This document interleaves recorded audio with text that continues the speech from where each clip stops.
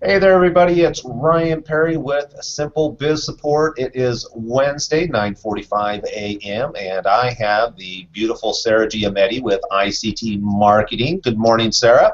Good morning, Ryan. How are you? I'm doing wonderful. The Dodgers actually won another game last night, so I'm pretty happy. Woohoo!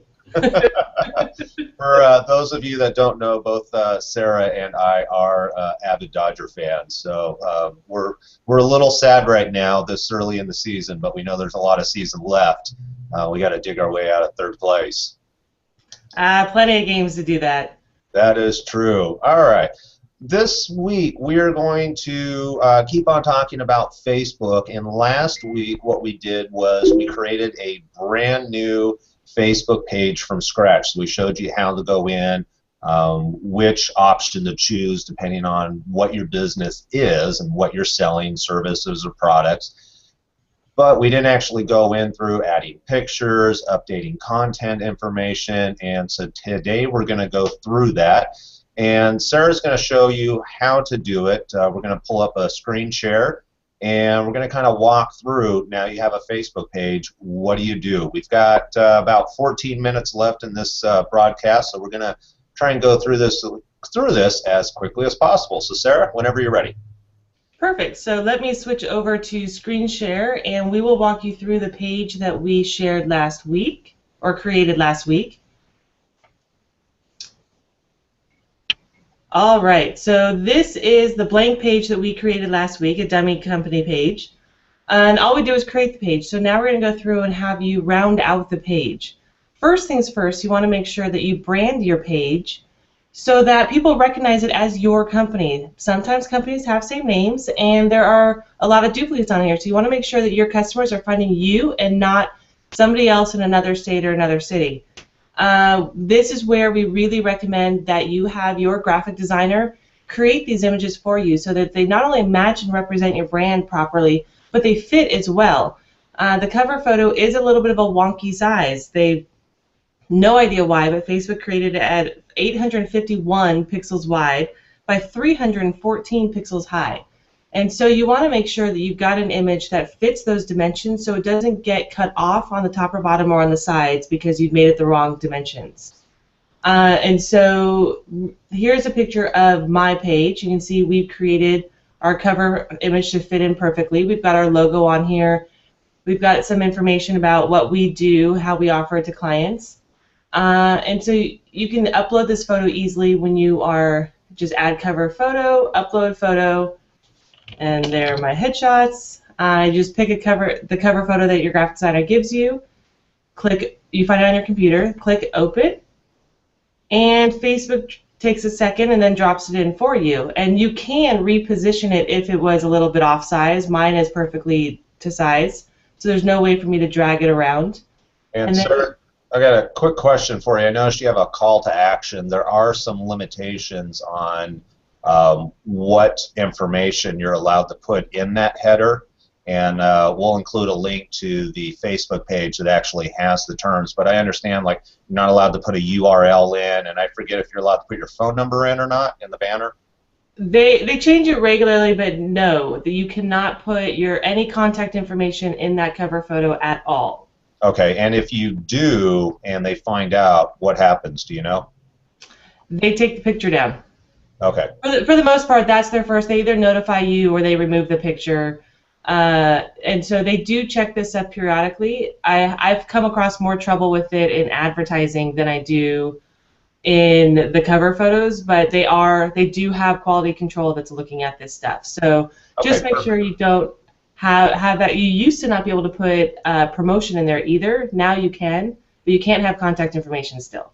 That's what you're. Wonderful. And I think what we'll do is we'll just create a link to the TOS page that talks about that. Yes, absolutely. And then you also, their philosophy is when we get to it, we'll show you where to put your contact information, and Facebook's belief is that is where it belongs. And so that's why it's not allowed in your cover photo, because there is a place for it.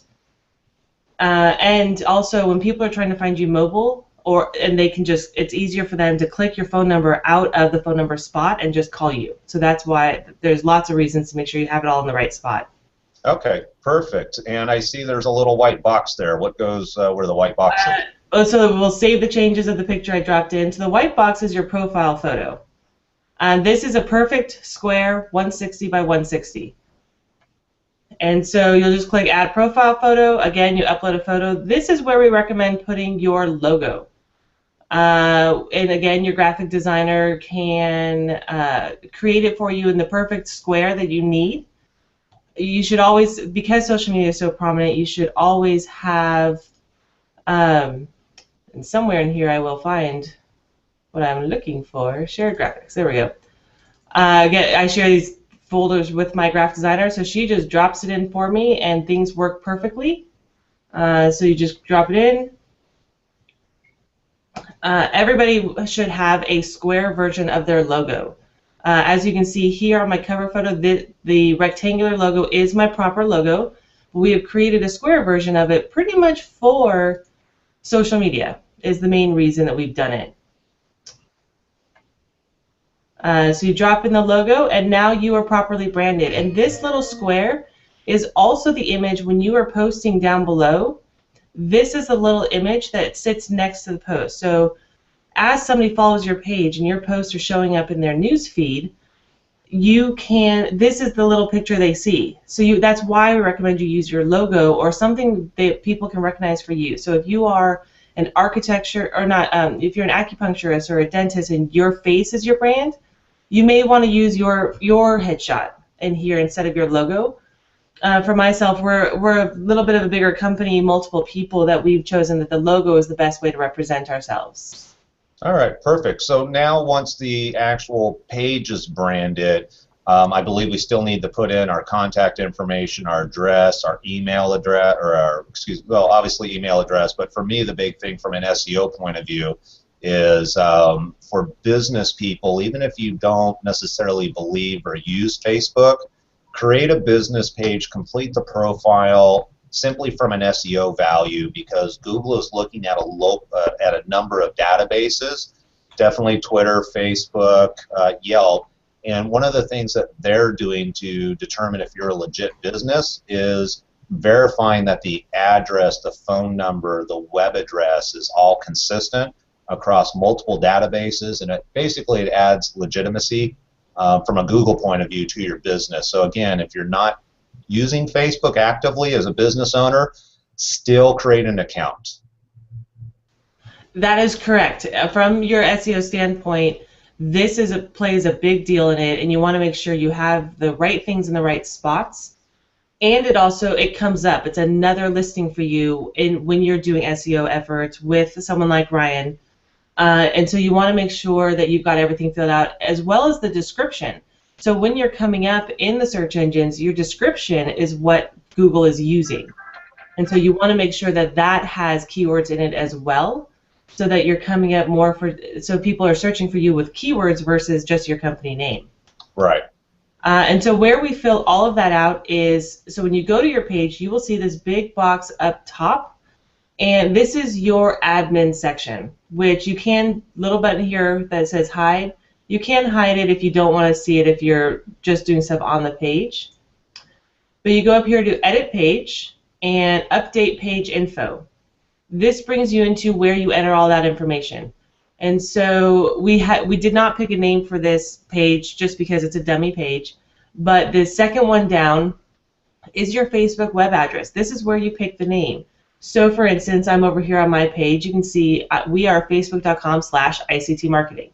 You want to have that personalized URL because it makes it way easier for people to find your company, because they can kind of memorize it if they can guess it if it's a really easy one to find. And it's also easier when you're promoting it on materials or on your website. It's a lot easier for people to type in and remember. Next one, the category. This is what we selected as category when we created the page, but you can change it if you don't think you got it right. Down here you got your address, so you want to make sure you have your street address, because as Ryan mentioned, Google is checking to make sure that your information is consistent across the board, and so you want to make sure you've got the same address on every listing. The short description is the little one you see right here that I have. This little box right here, this is the short description. And so you want to make sure you have some keywords in there. Obviously, you want it to make sense in describing your company, but that's what's showing up when you're coming up in search engines. And then a couple more down, you can do a longer description. So this is where you can put the whole about, a longer about us section about your company. If you're a single person, you can put your bio here. This is where you can put a lot more words.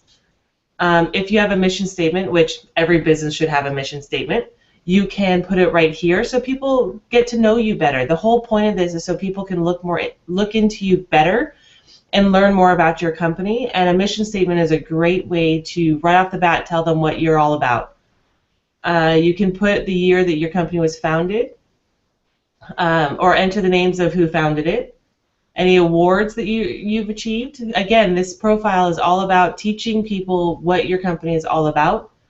You can put your products in here, but you definitely want to make sure you have your address, your short description, your phone number, your email address, and your website. Those are critical, because if they can't get a hold of it, if they come to your Facebook page before they find your website and they want to reach you, you need to make sure they can easily reach you and they don't have to put any more effort into it than required, especially if they're mobile.